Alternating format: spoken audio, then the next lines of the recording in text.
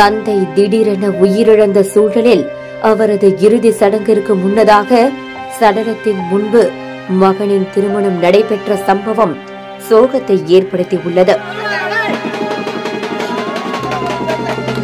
கடலூர் மாவட்டம் விருதாச்சலம் அருகே கவனை கிராமத்தை சேர்ந்த செல்வராஜ் என்பவர் உடல்நலக்குறைவு மற்றும் வயது முதிர்வின் காரணமாக நேற்றைய தினம் உயிரிழந்தார். இந்த நிலையில் தந்தையின் மரணத்தால் இடிந்து போன மகன் அப்பு அவரது ஆசீர்வாதத்தோடு திருமணம் செய்து கொள்ள முடிவு செய்துள்ளார்.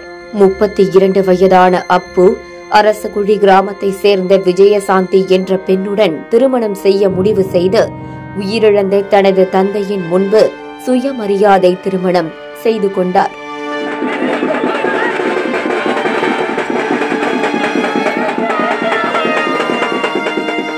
உயிரிழந்த தந்தையின் இறுதி சடங்கிற்கு முன்னதாக அவரது கையை பிடித்து தாலி எடுத்து கொடுக்க வைத்து திருமணம் செய்துள்ளார் அப்பு. ஒருபுறம் இறப்புக்கு மேலமடிக்க கண்ணீரோடு தாலி கட்டிய காட்சிகள் சொந்தங்களை சோகத்தில் ஆழ்த்தியது.